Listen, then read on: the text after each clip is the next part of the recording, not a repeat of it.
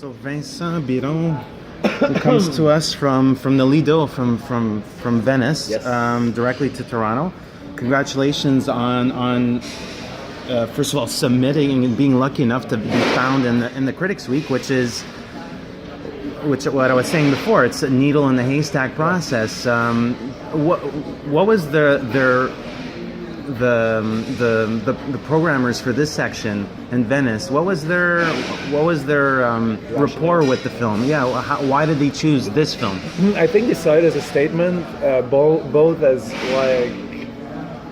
both towards Quebec cinema in general, because what they told us is they see a lot of stuff coming out of Quebec, and ours was really unique and different. So they found that refreshing. Okay.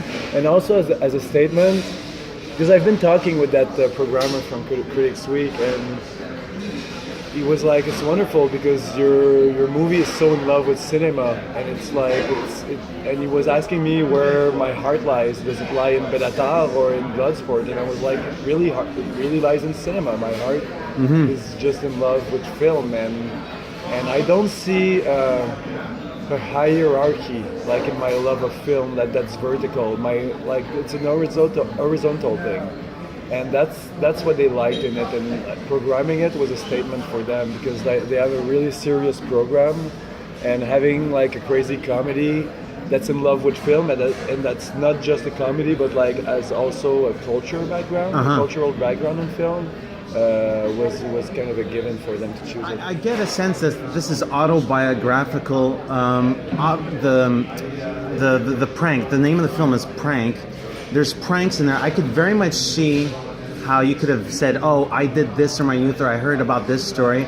That I can believe. What I was curious about is how you paint your protagonist, and the sort of reflection that happens over the time frame, which is 3-4 months of the summer. We get a sense that fall's coming in, and that he's part of that growth experience has occurred. I was wondering if that's your more your DNA, the coding of that character.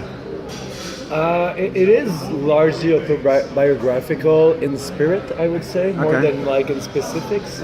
Because I played clarinet, I was a shy young guy. I was never real chubby, but I was kind of chubby in spirit, I guess. Also, I was kind of a loner, but I mean, the coming of age arc has been done and overdone, but I mean, it's kind of it's inevitable in some way to go towards that. When you're making your first film, I don't think that's coming out of laziness, and it was kind of just it came instinctively for me to go towards that story. And so when I pitched it to the writers, they all related to it, and they were like, "Oh, let's go and write this." So you guys chose not to include that. What was the reasoning for that choice? Budgetary? No, I'm kidding. Okay. It's possible. No. I'm kidding. No, that was a really deliberate choice, because, I mean, then again, the coming of age story has been done and overdone, and I wasn't interested in doing the naturalistic coming of age where the kid finally has a heart-to-heart with his dad, and he finds out.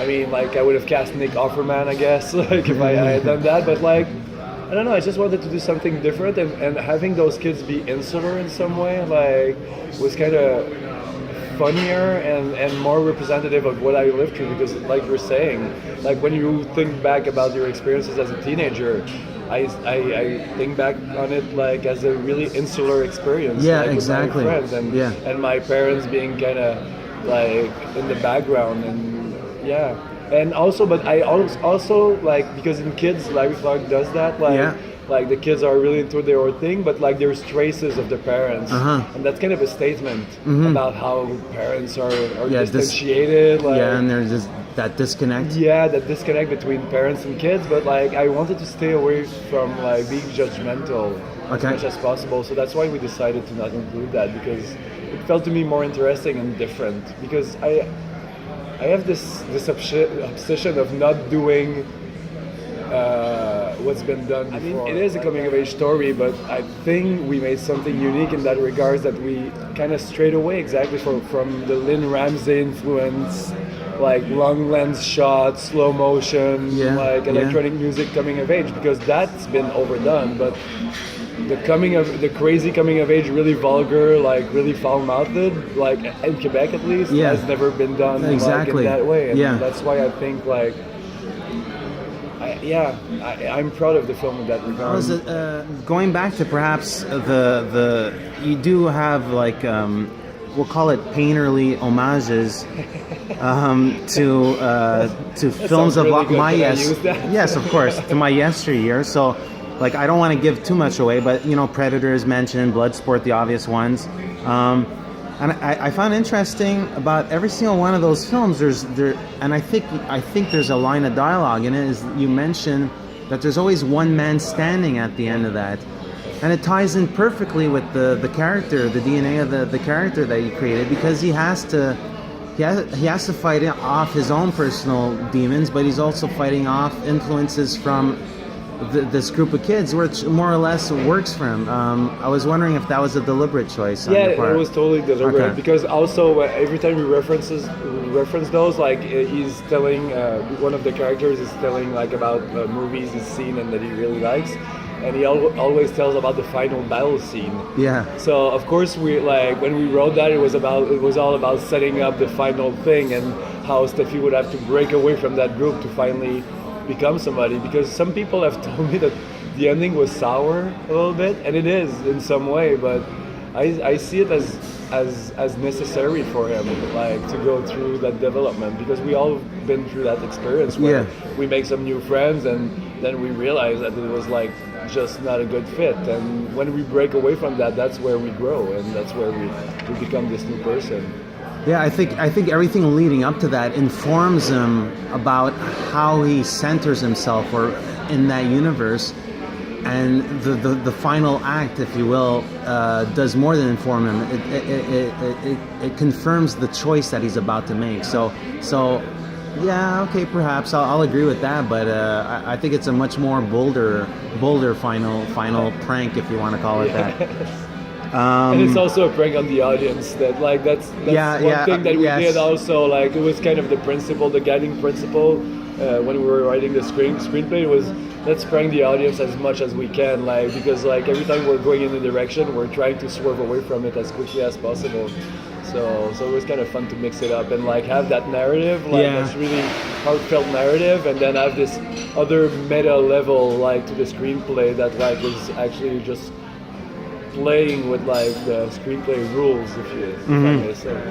Intuitive look. I was wondering if you could comment about that choice. Like the thing is, in Quebec, it's really long to make movies because like since we're working a subsidized subsidized system, there's no way, like there's no quick route into, except if you're Xavier Dolan, which is like, I mean, Xavier worked hard to get to that point. But even his first film, it was a process. And it's really long. It's a long process, and I just had this idea, and I just wanted to do something quickly. And all my early influences in cinema, now my cinephilia has changed and matured. Mm-hmm. But like I got into film because of Linklater and Kevin Smith. Like I was, before I was too old, I wanted to go that route and try it and have that raw energy and make a really raw film, because like when you're working that process, I mean, it was a three-person crew. Yeah. We wrote the script in 2 months. Of course, like there would be defects, like defaults to the film, like but like I think there's a quality that comes out of it, out of that method, and energy and a freedom, I guess, because when you don't have like money backing you up, like there's no pressure to like make it.